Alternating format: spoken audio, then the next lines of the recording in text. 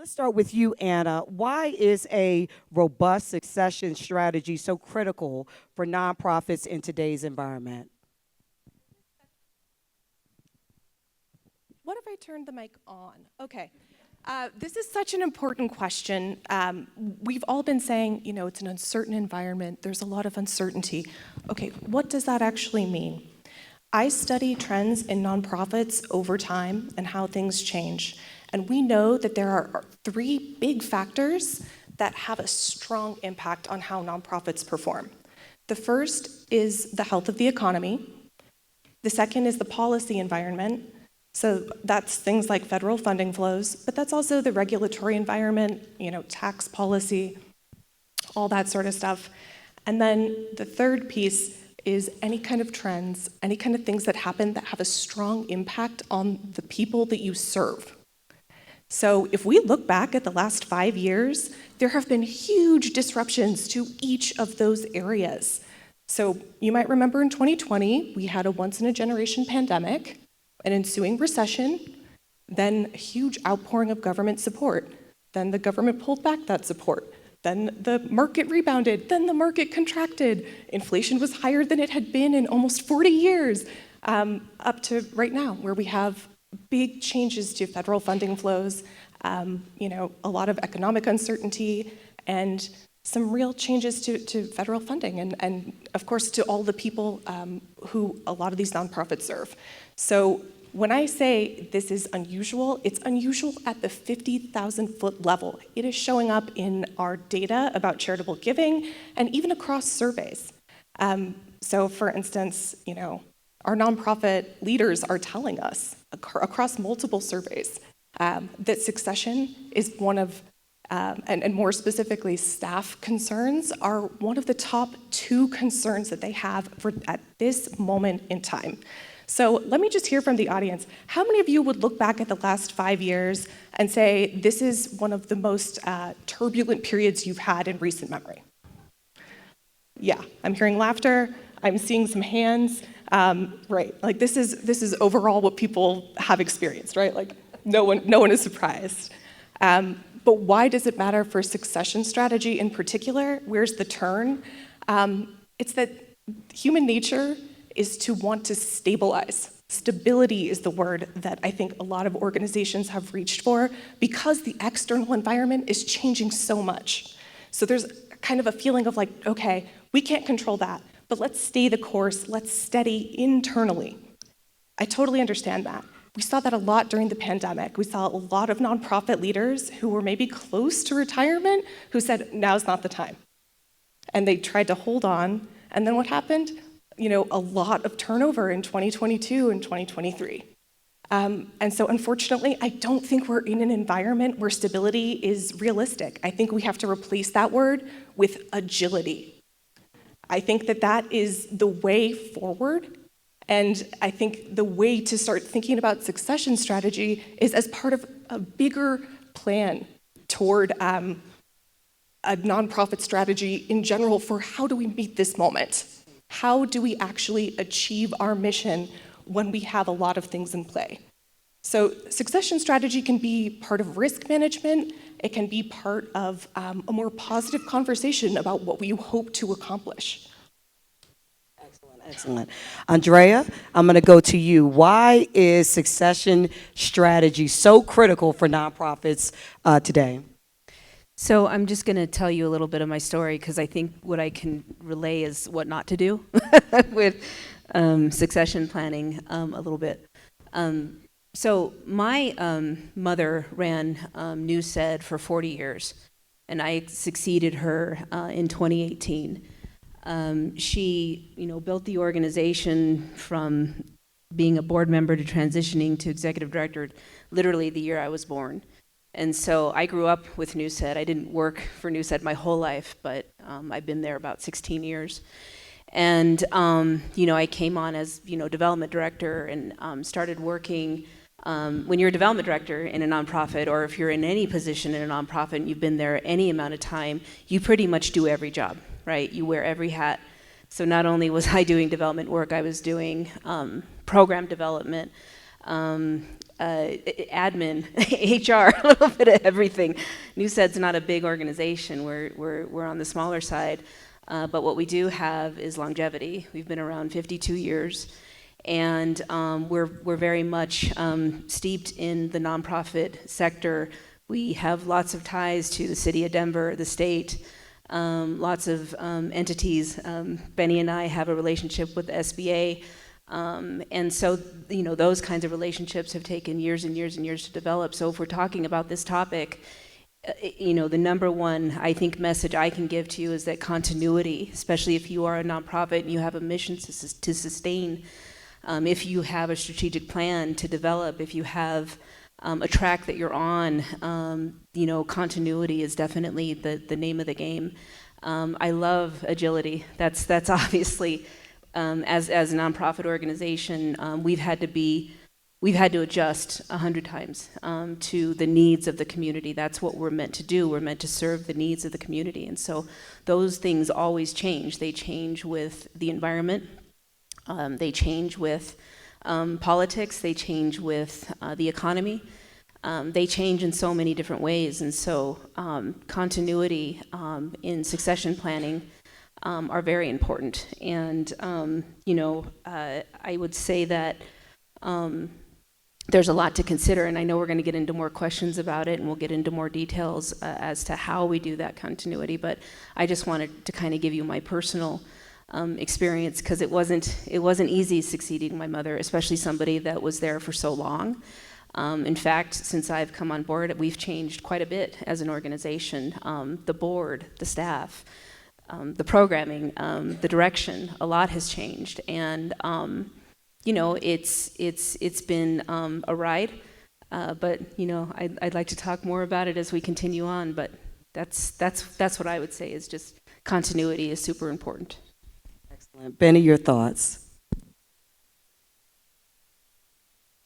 Hi everyone, I'm Benny Samuels. I think it's important to continue to lift up the mission, right? I think when I think about what goes into making a nonprofit successful, I think about the investors, the donors, the funders, the people that you serve, and it's almost like a solid plan is respect for all those folks who have either invested in you or depending on you, and it's important to understand your role as holding those pieces together. I often think of nonprofits and those who support nonprofits and those who serve, you know, that nonprofits serve as people who are supportive of the mission, but the reality is that they're also supportive of the jockey. They're supportive of both things. And so it's really important when there's going to be a transition to consider that, right? I mean, we need to preserve the mission, and the people that were supporting this mission were supporting not just the mission, they were supporting the jockey. And if we're going to change the jockey, we've got to do that carefully, and we got to do that planfully. Excellent, excellent. So when I think about succession planning, I'm kind of giggling inside, because what you said, Ed, is right. We're living turbulent times, and when we think times are the most turbulent they could be, they get more turbulent next time around. So I'm going to start with you, Benny. How does a nonprofit organization, you know, we are wearing many hats already.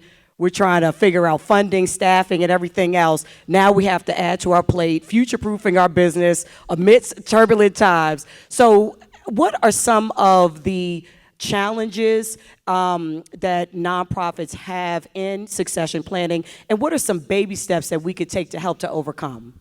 Yeah, and that these questions are very timely for me. I'm retiring in December. I have, but my board knew from the day that I took the job when I was going to retire, And then we have been in a succession planning execution for a whole year. So I'm 3/4 of a way from completing that. And the challenges are not insignificant. We are a small organization, and you're running an organization, and now you have to support your board in the most important thing they're going to do for the organization, which is select the next leader. And in our organization, we were very clear that I couldn't be involved in that. And frankly, I didn't want to be involved either. So I didn't have a vote on who got the job. I didn't, wasn't in the interviews, none of that. But the board can't do it without my support. So I'm in the background sort of helping them put this plan together and helping them execute things. And that is time consuming. So for us, the big challenge was that we're a small staff, and the time to put together a plan and to execute on it is limited. And that's why your board needs to be super engaged in this. In fact, it's not my job to pick my replacement, it's their job. And I'm just the support system for that process. So I think time is a huge issue for nonprofits and small nonprofits, because like as you said, we're doing 20 million things, but there are some things that you might consider stop doing so that you make time to do this. I just want to add, Benny, you are so forward-thinking, and it's such a gift to your board that you told them this is the timeline. That's amazing. Unfortunately, most people are not great at that. It's just human fallibility. One study of recent retirees found that 60% of people retired before they planned to, and the number one reason of why they did was health-related. That's not something anybody can help. And that tells me that we tend to kind of overextend a bit, and we definitely see that in the nonprofit space. It's an older study, but one of the studies pre-pandemic of nonprofit leaders showed that only 6% of people plan to retire in the next 5 years.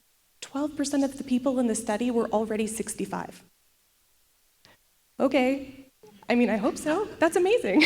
But at the same time, not everyone is always, sometimes what we want and what we wish for will happen is not necessarily in line with what will happen. And so the more you can have these conversations and be transparent and honest about them, I think is so important. Can I piggyback? NewSED's a member of a few national organizations like NALCAB, National Association of Latino Community Asset Builders, and Unidos US. And whenever I get to go to those conferences and talk to my colleagues out there in different parts of the country, I hear it over and over and over again, because we're all going through the same thing. CDCs were developed mainly in the late 60s, early 70s, and so a lot of those executive directors are still at their organizations and really don't really have a succession plan, and it's causing crisis within these organizations because they just don't know what's next or how to deal with that kind of thing. And so it's a common thing that I hear all the time. And so, it is something, even when you don't think you need to be thinking about succession planning, you should be thinking about it. You should be thinking about double systems, things like that. But yeah, I mean, this is very, very, very common, and that statistic is surprising. But here in Denver, the CDCs that still exist, or neighborhood development organizations, we've seen the retirement of 5 of our leaders just in the last 5 years alone. And some of that succession planning worked, and some of it was disastrous and nearly killed the organizations. And so I've seen it work, and I've seen it not work. So it's critical. Excellent, excellent. Look, I'm up here taking some notes. I am the successor in line for my mother, Marcia, at HomeFree-USA. And it's a challenge. And Andrea, over drinks, I want to talk to you about working with your mother, okay? That'll be a secret conversation we have. All right. So let's talk about some strategies here. And let me see from the crowd, raise your hand if you're already starting on your succession planning journey. Just raise your hand if you're already starting. Okay, good. Good, good, good. And you know, one of the things, I'm going to take this a little bit off topic here. One of the things that I found hardest with the succession planning at Home Free is how do we preserve culture?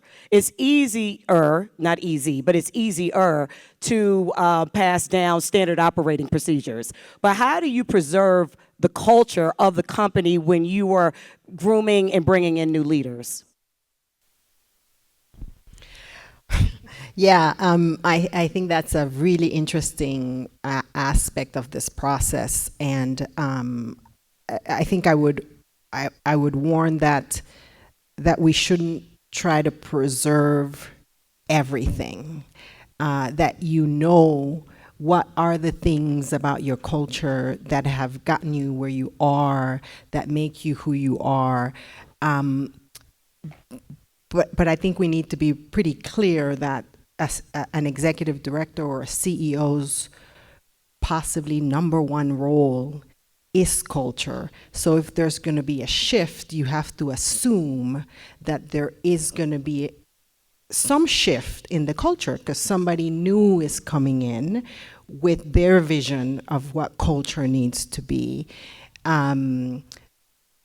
But at the same time, if there are things about the organization's culture that has lifted the organization, that has gotten it where it is, you don't want to let go of that. So I do want to warn that we don't want to welcome a new leader assuming that everything is going to be the same, because it's not, and it really shouldn't.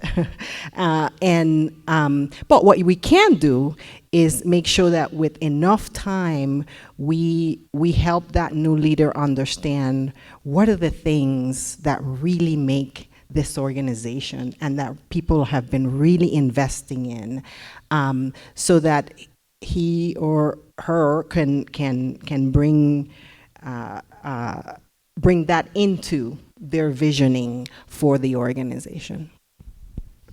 Please. Gosh, you said that so beautifully. I don't know if I could follow up, but I agree with everything you just said. It is really hard to plan for culture with a new leader. Hopefully, you're building leadership from within the organization so that that continuity of culture can sustain, but that's not always the case, right? Like sometimes, especially with an executive director change, you're doing a full, hiring process, right? And you're doing full interviews, you have a hiring committee, you're doing all these things to make sure you're selecting the person with the right skill set, and all of that. But what I have seen just personally, and this isn't just from my experience, it's what I've seen in a lot of my colleagues' organizations, is that the best succession planning happens from within the organization. And often there's mismatch between the staff and how they're running the organization and the board. So I think that there's a lot of things to consider when succession planning, because you may not have a lot of things figured out internally. I know for us, it was a lot of the nuts and bolts, like we had to do a complete switch of our accounting systems, and that was a pain. And that happened right before Mom retired. We had to do some revamping of our HR. There was a lot of just the nuts and the bolts of the organizations that we had to figure out. And then upon that, when of course Mom retired, a lot of the board members who were there because of her, turned over. I mean, literally, when I came on, I had to bring on 5 new board members, and then I've been bringing on new board members ever since. There's also this, there was this thought that you don't need to bring on new board members all the time, and I'm very much of the mind I have my master's in nonprofit management. That board development and the continual bringing on of new board members, having them fill their terms and go away and bring on new board members is a very, very important thing for nonprofits. You need people with the kind of skill sets that match what the organization needs, and we didn't have enough of that on the board, and so there was a lot. It wasn't just about the turnover or the succession of the new executive director. It was about a whole lot more than that. There's a whole lot more to consider. It's almost like auditing what does the organization really need in order to be successful, because I will tell you this, it will trip you up, right? If not having a handle on those key systems in your organizations aren't dealt with, they will trip you up in this whole succession planning process. So it's a lot more than that. I don't know if I answered the question, but yeah, I mean, I think just one more thing is that, your value statement, right? The thing that, that you're all aligned with, both your board and your staff, is your value statement. Why do we do this work? We know what we do. We know why we do it. What are the values that we bring to the table that we all hold dear for running our organizations? And I think that as long as we keep reiterating that and understanding and being on board with the same values, I think that helps carry culture a lot. I'll just add one final part, which is just something that we've seen in our practice, which is that a lot of times succession strategy goes hand in hand with like a revamp of mission, vision, and values for exactly the reasons that both of you are pointing out, especially if you've had board members that have been there for a long time. This is a future-looking process, and that can actually be a positive conversation. What are we hoping to accomplish looking ahead, looking forward? But there does have to be some alignment there with the strategy and the mission, vision, and values, as you've both just discussed. Awesome. And we're going to have time for questions. So just get your questions ready here. So beyond the CEO suite, there's a cross section of and a range of ages that are in the workforce now. You have at HomeFree, we have as young as 22 and as seasoned and experienced as 80 plus. So just leave it there. So with that in mind, beyond the CEO suite, I'm coming for y'all, HomeFree, the Griffins. Look, I'm trying to talk about you without talking about you. Stop snitching on yourself. Okay. All right. So beyond the CEO suite, how can nonprofits leverage cross-training, professional development, and other programs to really bring up others into leadership positions throughout the company? And please feel free to mention some programs that you all have participated in that have been really effective and helpful.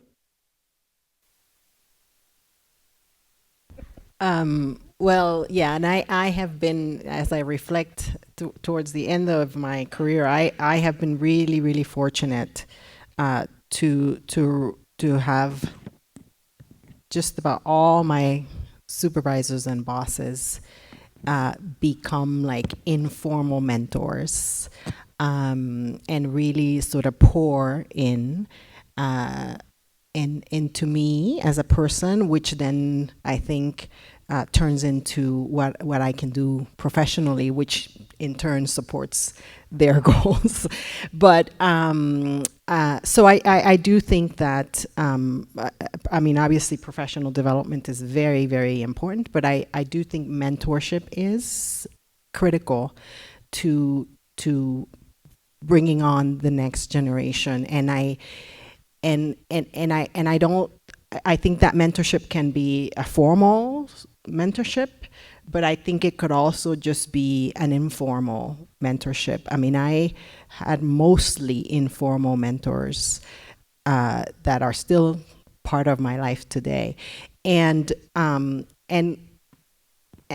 other side of that is the professional development piece. And there have been things that have been done for me, opportunities that have been given, doors that have been opened that the person that gave the opportunity was specifically thinking about my future and what it could be. And those were significant professional development opportunities that involved national programs, leadership programs, where I would find myself in a room with people who could not just advance the work that I was doing, but advance my own career. And those things were really, really intentional when I now reflect on that. It wasn't just sort of sending me to here and there, but it was really very targeted and very specific. Going back to the mentoring, right? So people are paying attention to you, they're really invested in you, and therefore helping you navigate. I think at one point in my career, I went to a leadership development program that was sponsored by United Way Worldwide. I was working at United Way at the time, and went to a year-long leadership development program. And for a whole year, my mentor for the program was Stacy Stewart, the CEO of United Way Worldwide. That kind of access, that kind of support really helped me grow as a person, helped my career grow. So I think that my point is, be super intentional about it as you think about the next generations and how you wanna help them move forward. I'll just mention that there's been a trend kind of in the nonprofit sector more generally of putting some formal structures in place. There's a lot of co-leadership starting to happen. And this does two important things. One is it hopefully reduces burnout, because there's not one person who's doing every single part of the work for an organization. And the second part is it can be a really powerful bringing alongside of, for instance, someone who's younger. Or if your goal as an organization is to become more inclusive or more reflective of the people that you serve, like that's an opportunity as well. So that's an opportunity. I think that takes a lot of work because it's still newer. There's not as many structures in place. People aren't as familiar with it. But it's definitely a possibility and something that's out there. When I began my position as director, I sought out a coach. I felt like that was really important, and also I selected a coach that was outside of my industry, somebody who could be super objective about, I guess, my journey and my struggles, and someone I could be completely honest with, and that was really helpful. In fact, I don't think I could have got through my first 2 years as director without my coach. And our board was very supportive of that. They had said pay for me to be able to have access to a coach. But internally, right, I think our job as directors, and I think part of the culture setting, is you really have to know the people that work for your organization. Like literally sitting them down and having them tell you their full life story and what their goals are, what their professional goals are, and where they want to go, because it may not align, right, with where the direction you see with the organization. It may be a mismatch, and although we want to support each other professionally, if somebody wants to go on and do something completely different, well, then how can you support them in that role? And if the intention is to stay with the organization and to develop, then how do we seek out those development opportunities? In our particular sector, we are a HUD-approved housing counseling agency, and so there's lots of training opportunities, right, both locally and nationally, especially with those two affiliate organizations that I was talking about earlier. That gives us lots of opportunities to do a lot of peer mentorship type programs, fellowship programs. I went through the NowCab fellowship program. That was a year-long situation, and it's one of the most valuable things, one of the best things I've ever done professionally. And it wasn't even about just the straight lessons about leadership. It was the network that I was able to build, and I'm able to call those people, 10 years later and ask them questions about, things that they may be struggling with or dealing with in their organizations and how they're dealing with it. And so those kinds of opportunities have been extremely valuable.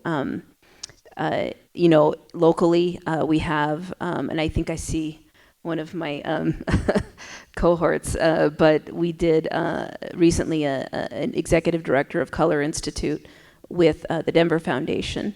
And I found, and that was a 2-year program, and that was, again, extremely valuable way to expand my network that I wouldn't have had an opportunity to really do otherwise. And we still are engaged with the EDCI program. We attend their forums every year. We're asked to speak at those forums. We're asked to share our own experiences. So I think that if you seek out the opportunities, they definitely exist. Definitely our banking partners are always bringing up opportunities for us to stay up to par with the information and the products that are out there that are important to be on top of and to understand. Yeah, I mean, they're there. I think if you seek them, they're out there.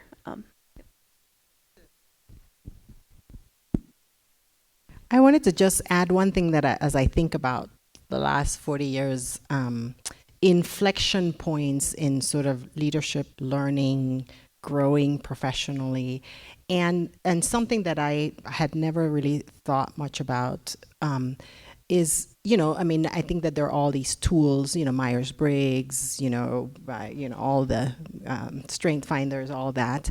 But I will say that for me, in a 40-year career, I've had 360 assessments at specific inflection times of my career that I felt were really, really helpful to me. And I can tell you that the first one, which I received I was in my 30s, and it was like the first time I was sort of managing people. I went to Juana Borda's Latino Leadership Program, and that's where it was delivered. I can tell you that I was in tears, and shocked about how people felt.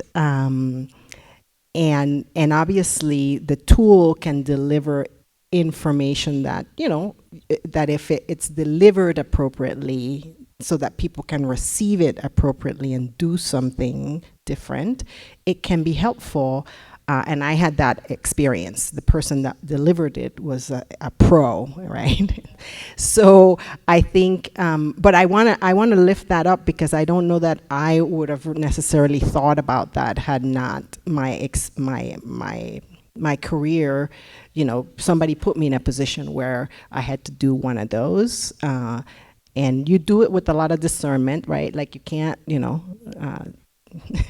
can't just go with what everybody says about you and how you're doing it or not, but it's a gauge, and if you choose the right people to give you feedback, it can be really, really helpful, and it was to me. Anna, does Bank of America have any programs, mentorship, any ways to support nonprofits in their succession planning journey? Yes, so Bank of America is an absolutely massive organization, and we're fond of saying we can do anything. It's just about finding the right person. I know in my local market, we convened just last week a lot of organizations that we support, that we've supported in the past through our charitable foundation, to hear about what are they thinking about right now. One of the priorities of the organization is thinking about affordable housing and community development, these different pillars. What are the biggest blocks for the organizations that are in the field right now, and what's going well, and how can we activate that? And one of the big takeaways from being a convener and having all of the voices in the room was that people were like, actually, we would love to hear more about what you know about affluent donors. It just so happens that Bank of America is releasing the study of philanthropy, which is about affluent donors and their behaviors and thoughts and attitudes later this month. And so it opened the door for us to say, well, let's convene as a group again. I worked on that study. I can present some of those findings. And so really, this table of fine people here can probably tell you 100 more ways that they can help. But from my view, one of the most powerful things that the bank can do is make connections and convene people in one space. The relationships that the bank has go so deep. Somebody at the bank knows everybody. Like, I promise you, someone at Bank of America knows anybody that you're trying to talk to. There's, a 6 degrees of separation that we can figure out. Excellent. So I ask if you have questions. We have 2 mics, one right here, one right here. Please go to the mics. Let's hear your questions. And I'm just going to look and see who is there.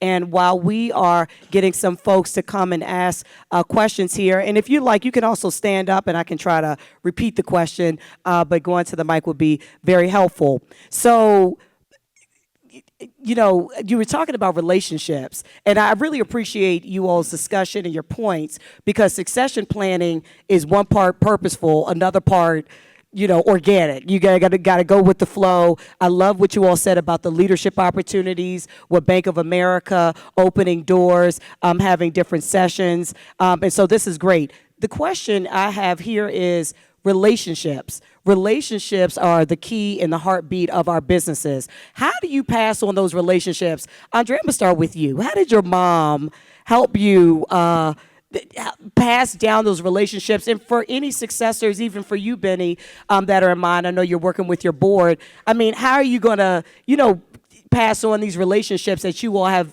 formulated and formed over decades?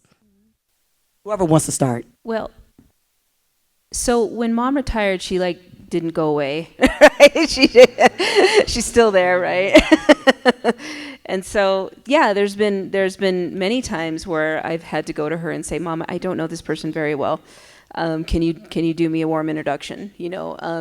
But before that, I feel like, and you probably can relate to this, but you feel like you know these people. You've probably known them your whole life, but now they have to know you in a different capacity, much different capacity. You're not your mother.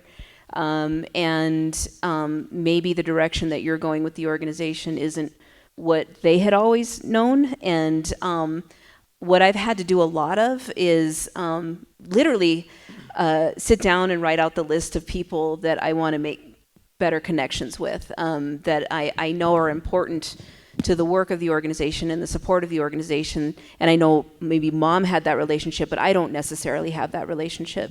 So it's important to, make those relationships and start those relationships with people.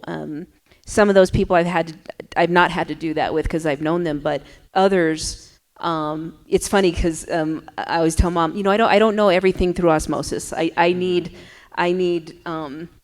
actually need to sit down with people and talk with them and have them understand where Newset is heading now, and I've had to be very, very intentional about that.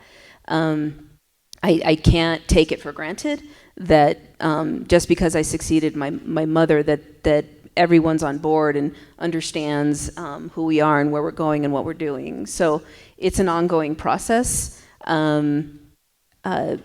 And so, it's not been a perfect process, but it's definitely an ongoing process. Yes, that's a good question for us. That is happening right now, right? I mean, we had this year-long succession plan, and the plan was that I would work full time until June. The new CEO would be hired in July. And in July, I would go part-time until December, and then I would be done.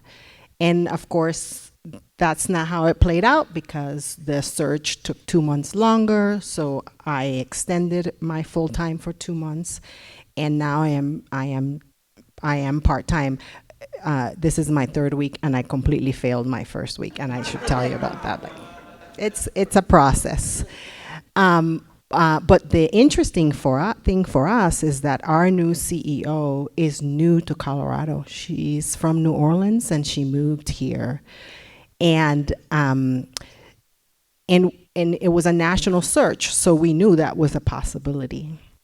And so my job now, for the 20 hours a week that I am going to work until December, is to do warm handoffs and personal introductions with her. Look at her, she's right there. And that looks, every day it looks different. Sometimes it's virtually, sometimes it's a coffee that we go together. And it's donors, it's institutional funders, it's community partners. We are lucky that she started in the fall, actually, because in Colorado, the fall is gala season. So we've been to 2 community events together already, and you can get to at least say hi to a lot of people that you need to meet in one place. So there's a whole strategy to this, right? But for us, it's about handing off the relationship and making a personal introductions.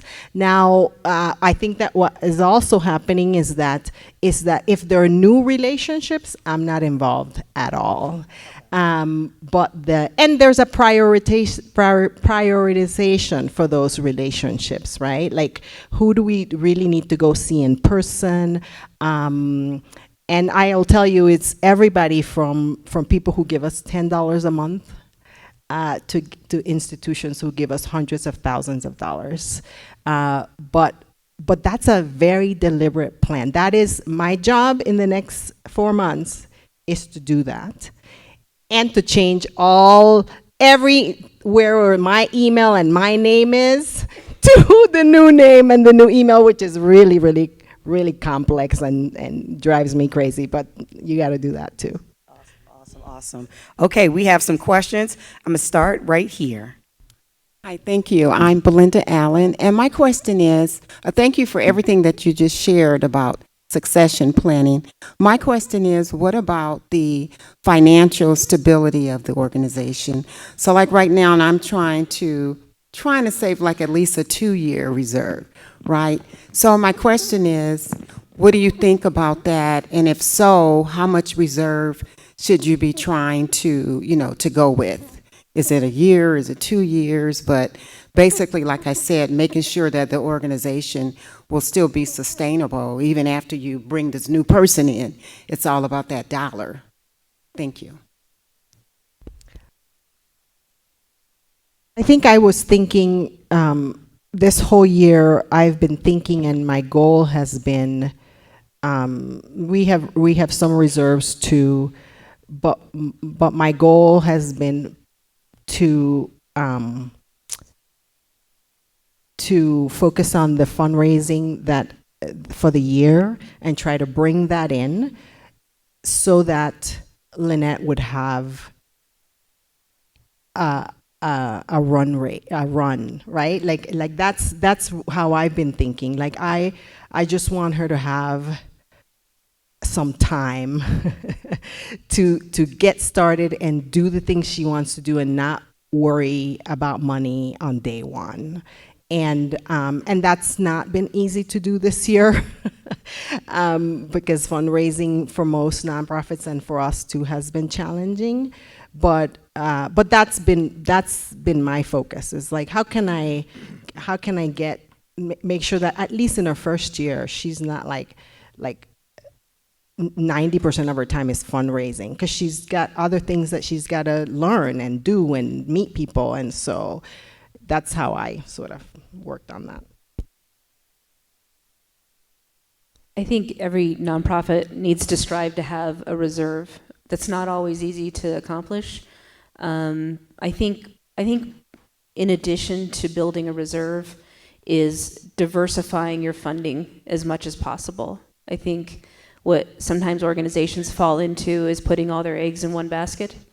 Whether it's like, and Newsed's been guilty of this too, whether it's like, oh, well, we do this major event every year and that brings in, a big share of the organization's revenue, or, that kind of thing. I think making sure that, the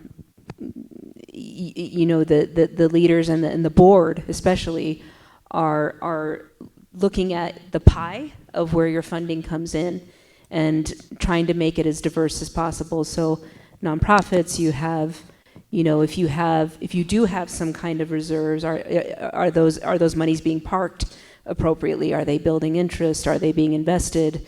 And of course you have your banking partners that can help you with that.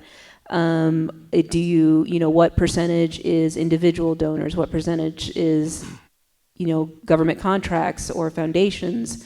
And like I said, I think making that as diverse as possible is just as important as a goal financially for a nonprofit.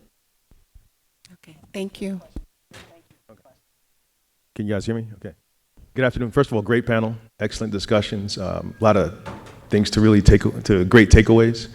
The earlier part of your discussion, you talked about the current times and the current state we're in and the turbulence that's associated with that. Do you see any opportunity within that turbulence? Because I have it that the resistance sometimes fuels growth, right? So in your organizations, do you see any opportunities that you can do anything different as a result of these times? Maybe some redundancy, some efficiency, some things that can be done, differently within your organizations. And that's my question. I can start by taking a historical perspective. As you can hear, that's kind of my thing. I'm interested in trends. I'll just say one of the things that we know from our past couple of turbulent periods, the Great Recession, the pandemic, organizations that didn't just survive but thrived had a couple of things in common. The first was they got crystal clear about what their mission is and is not. They had to really make some tough calls about making sure that they were focusing on what was most impactful for their organization. And then the second piece is that they had to have a board that was activated and engaged. You heard Benny talk about this. It's actually the job of the board to be, managing the CEO position, the succession strategy. The board has to be engaged. That is vital for not only succession strategy, but also fundraising. The third piece is that they leverage technology that look different in every age. Now we have AI. I think is really interesting is that a study of nonprofit leaders, 75% said AI is going to totally change how we do marketing. And 25% had any concrete idea of what it meant for their organization.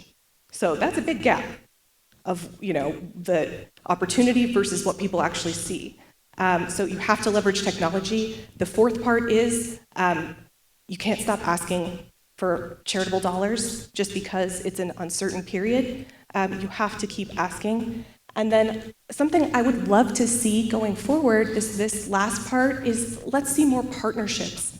Let's see more leveraging of relationships between organizations. We have to share our knowledge. You are all convened here today at this incredible conference. This is a really important opportunity going forward. So that's kind of what we've seen in the past, and I'm so curious to hear what my co-panelists have to say. Okay. So absolutely. I think that when you have, and this era that we're in right now is very unique, right? I don't think any of us have seen anything like this before, and it's very scary. And yes, definitely one of the opportunities in times like this is partnership. It's one of the approaches Newsed's always had. Really, is partnership is so important, but it's more important than ever now. In Colorado alone, somebody correct me if I'm wrong with this number, but we have over 30,000 nonprofit organizations in Colorado alone. 30,000.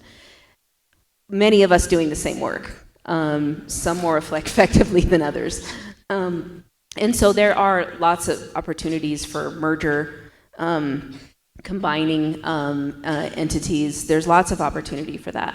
I've never been afraid to talk to my colleagues in the field and be like, hey, how do we do things more intentionally together, or even combine our organizations somehow?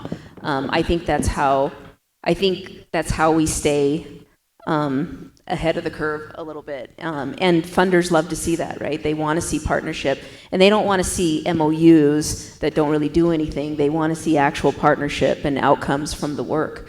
And so that's one of the best ways, I think, to be resilient right now. I will say, though, just from my own experience, is that whenever there is crisis in this country, that's when our nonprofit organizations are most needed. And I do feel like we're only seeing the tip of the iceberg right now, and I feel like it's going to get a lot worse. And so there is going to be bigger need for our organizations to step up and find new and creative ways to serve the community and engage the community. Definitely engage the community. So I guess we'll have to wait and see what that looks like. But I think we're all feeling it, and I think we all are trying to be ahead of that. I know that, our organization, we're actually going to be doing, we already have a strategic plan, right? But we have to not only stay on top of that, but also prepare for, well, what if we lose all of our government contracts? What if we can't have our Cinco de Mayo festival next year? So and so then if we can't have those things, which are 2/3 of our budget, what do we do? To your point, it's like, okay, we have to hyper focus on maybe the fundamental service delivery of the organization. I will say that we have gone through that as an organization. We were one of the first organizations in Denver to build affordable housing, affordable mixed-use housing in Denver.